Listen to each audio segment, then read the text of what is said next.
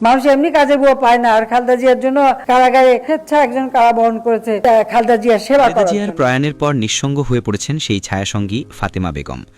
রাজনীতির ইতিহাসে সাধারণত ক্ষমতা, কারাগার, আন্দোলন আর পতনের গল্পই উচ্চস্বরে উচ্চারিত হয়, কিন্তু এই ইতিহাসে প্রতিটি বড় ঘটনার আড়ালে দাঁড়িয়ে থাকেন কিছু মানুষ যাদের নাম সংবাদপত্র শিরোনামে লেখা হয় না, অথচ যাদের উপস্থিতি ছাড়া সেই ইতিহাস বা সেই মহাকাব্য যেন অসম্পূর্ণই থেকে যায়। এমনই একজন নিঃস্বার্থ মানুষ হলেন এই ফাতেমা বেগম। কারাগারের অন্ধকার প্রকোষ্ঠ থেকে হাসপাতালের কেবিন, গৃহবন্দিত্বের একাকী দিন থেকে শুরু করে চিকিৎসার জন্য সুদূর বিদেশের নিঃসঙ্গ করিডোর, জীবনের শেষ মুহূর্ত পর্যন্ত সাবেক প্রধানমন্ত্রী বেগম খালেদা জিয়ার পাশে তিনি ছিলেন বিশ্বস্ত ছায়ার মতো। রাজনীতির উত্তপ্ত পরিস্থিতিতেও ফাতেমা ছিলেন অবিচল। 2014 সালের মার্চ ফর ডেমোক্রেসির সময় গুলশানের ফিরোজার সামনে বালুভর্তি ট্রাক দিয়ে যখন পথ রুদ্ধ করা হয়েছিল, তখন গাড়িতে উঠেও বের হতে না পেরে গেটের সামনে দাঁড়িয়েছিলেন ক্ষুব্ধ খালেদা জিয়া। পুলিশের চাপ আর শারীরিক অসুস্থতায় তিনি যখন ভারসাম্য হারাচ্ছিলেন, তখন ক্যামেরার ফ্রেমে ধরা পড়েছিল এক নীরব দৃশ্য। ফাতেমা পরম মমতায় শক্ত করে ধরে রেখেছিলেন তার হাত। রাজনীতির সেই উত্তাপের মাঝেও সেই দৃশ্যটি ছিল মানবিকের এক স্থির প্রতিচ্ছবি। ফাতেমা বেগম কোনো রাজনৈতিক ব্যক্তিত্ব নন, কোনো দলের পদ পদবিও তার ছিল না। তিনি ছিলেন অত্যন্ত সাধারণ ঘরের এক সংগ্রামী নারী, যার জীবনের গল্পটা হার মানায় সিনেমার চিত্রনাট্যকেও।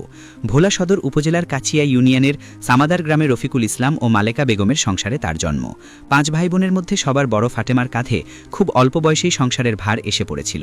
মেঘনা নদীর চরে কৃষিকাজ করে জীবন চালানো স্বামী মাহমুদ হারুন লাহিড়ীর সঙ্গে তার সংসার পাতা, কিন্তু 2008 সালে যখন তার ছোট ছেলে রিফাতের বয়স মাত্র 2 বছর, তখন হঠাৎ অসুস্থ হয়ে প্রাণ ত্যাগ করেন তার স্বামী।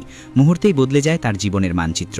স্বামী হারানোর শোক আর 2 সন্তানের ভবিষ্যতের চিন্তায় যখন তিনি দিশেহারা, তখন মুদি দোকানি বাবার সামান্য আয়ে সংসার চালানো প্রায় অসম্ভব হয়ে পড়েছিল।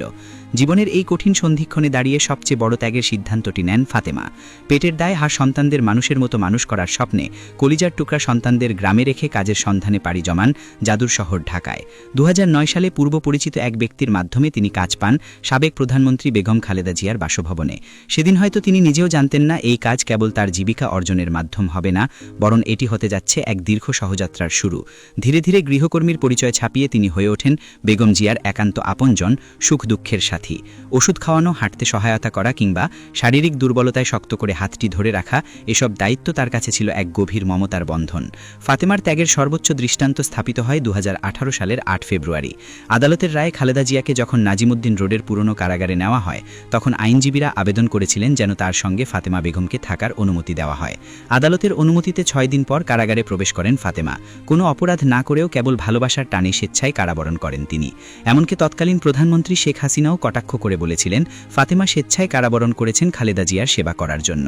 কোনো সংবাদ সম্মেলনে তার নাম আসেনি, কোনো বক্তৃতায় তিনি দাঁড়াননি, তবুও ইতিহাসের প্রতিটি কঠিন অধ্যায়ে ফাতেমার উপস্থিতি ছিল ধ্রুবতারার মতো সত্য। সব সম্পর্ক ক্ষমতার হয় না, কিছু সম্পর্ক তৈরি হয় দায়িত্ব, বিশ্বাস আর গভীর মানবিকতার বুননে। ফাতেমা বেগম কোনো নেতা নন, তবুও তিনি ইতিহাসের অংশ।